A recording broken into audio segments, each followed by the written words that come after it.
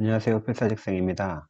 바로 지난번 영상에서 유상증자 관련 1차 확정 발행 가액 때문에 10월 5일과 6일 사이에 호재거리를 낼 것으로 예측했는데 일단 기사를 냈습니다. DPN 투약 카드를 쓸 것으로 예상했지만 ALS-EA 프로토콜 제출 관련 뉴스가 나왔습니다. 이번 뉴스는 역시나 큰 반향 없이 그냥 묻혔는데요. 참 안타까운 일이 아닐 수 없습니다. 그럼 이 ALS-EA 임상 개시가 갖는 의미에 대해 알아보고 답답한 부분이 무엇인지에 대해서 얘기해 보도록 하겠습니다. 시작에 앞서 본 영상은 일개 개미의 개인적인 생각을 말씀드리는 것이지 절대 정답이 아닙니다. 또한 영상을 만드는 저의 확증 편향이 있을 수 있고요. 주식의 매수와 매도를 권하는 영상이 아니니 각자 스스로 판단하시길 당부드립니다. 저는 공시가 나왔을 때 제가 잘못 봤거나 오타가 나왔는 줄 알았습니다. 첫 번째 그 이유는 IND 제출이 아니라 프로토콜 제출 때문이었고, 두 번째는 이 A상이라는 부분 때문이었습니다. 이미 2016년에 이상 IND를 받은 바 있는데요. 이번에는 기존 내용과 달라졌으니 새로 IND를 제출할 것으로 생각을 했는데, 프로토콜만 제출하면 되는 부분이었나 봅니다. 이 부분은 제가 몰랐던 부분이네요. 그런데 놀란 건 바로 이 A상 때문입니다. 이미 지난 1상이 1과 이 A상을 같이 진행한 부분이었기 때문에 이번 ALS 임상은 이 B를 진행하여 대규모 피보탈 임상으로 들어갈 것으로 예상했는데 이 A부터 진행을 하게 되었습니다.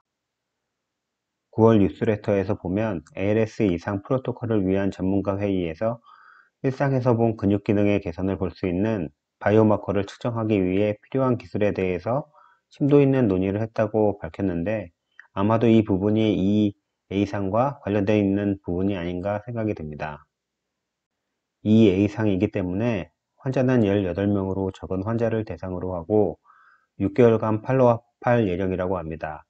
당연히 주 지표도 약물의 안전성을 우선적으로 보고 2차 지표에서는 유효성을 보는데 ALS-FRS나 PGIC, 호흡 기능 및 생존율을 보고 바이오마커의 변화량을 체크할 예정이라고 합니다.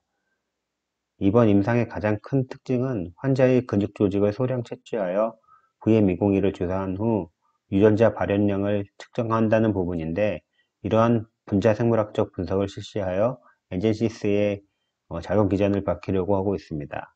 이 부분이 가장 큰 연구의 목적이 아닐까 생각이 됩니다. 회사는 향후 계획을 발표했는데요.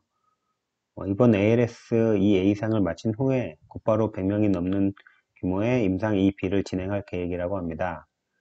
그리고 김 대표는 글로벌 제약사와 엔제시스 라이센싱 가능성을 논의할 때 가장 관심을 받는 적응증이 ALS라고 이제 밝혔고요. 이번 이상에서 엔제시스의 안전성과 유효성이 발견될 경우 그 파장이 클 거라고 밝혔다고 합니다. 회사가 이제 발표한 보도 내용은 이 정도가 될 텐데요. 맨날 파장이 클 거라고만 하는데 그 파장이 큰 것 좀 이제는 보고 싶습니다. 일단 이번 공시와 보도자료를 보고 나서 제가 느낀 의미에 대해 얘기해 보도록 하겠습니다. 일단 이번 연구 자체는 니스와도 협의를 했고 FDA와도 논의를 했을 텐데 유전자 치료제로서 향후 허가 과정에 있어서 필요한 기본적인 연구라고 봐서 연구 자체는 긍정적인 부분이 있습니다. 또한 이 과정에서 바이오마커를 통해 근본 치료제로서의 가능성을 보여준다면 약물의 가치는 올라갈 부분이 있다고 보고 이러한 분자 생물학적 분석은 LOC 글로벌 제약사들이 원하는 데이터 중 하나가 될 수도 있다고 봐서 꼭 필요한 연구라는 점은 분명해 보입니다. 다만 긍정적으로 생각할 부분은 여기까지인 것 같고 이번 EA로 인해 또다시 스케줄이 지연된다는 것입니다. 이 B와 동시 진행도 아니고 이 A를 마친 다음 진행하는 건 최소 내년 말에나 이 B를 시작한다는 건데 이런 일정들을 고려한다면 2023년에 이 B를 끝낼 수 있을지 장담할 수 없다는 부분입니다. ALS에서 가장 기대했던 부분 중에 하나가 DPM보다도 빠를 수 있다는 부분이었는데 스케줄에 대한 지연은 이런 매력을 떨어뜨리고 있습니다.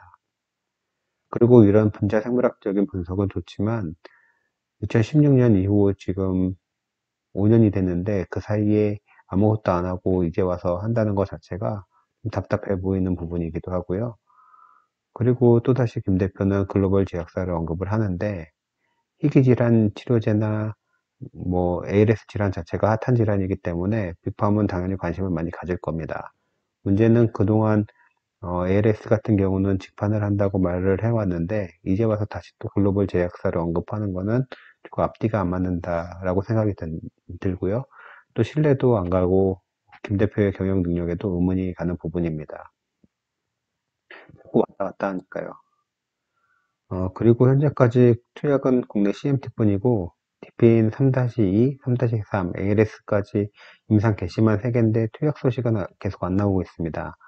미국에서 투약 소식이라도 나와야 이런 소식에 반응을 할 텐데 비슷한 얘기가 반복되고 있는데 주가가 반응하진 않는 건 당연한 것 같습니다. 그리고 나름 오늘 낸 거 보면 카드라고 생각하고 낸 것 같은데 이 뉴스가 통할 거라고 생각하고 있는 건 보면은 좀 답답한 부분입니다. 최소 디펜 투약 소식이라도 나와야 이제 뭔가 하는가 보다 할 텐데요. 아직 1차 확정 발행 가액이 결정되려면 내일 하루 남았으니 디펜이든 뭐든 추가적인 뉴스를 기대하고 있습니다. 오늘 준비한 내용은 여기까지입니다. 앞으로는 답답한 부분 없이 좋은 뉴스가 깜짝 놀랄 만한 뉴스가 좀 나와줬으면 좋겠습니다. 욕먹고 유증하는 거 일단 자금이라도 넉넉히 모집해야 되는데 할 일은 다 계획이 있는 건지 참 답답한 오늘 뉴스였습니다. 다음 영상에서 또 인사드리겠습니다. 감사합니다.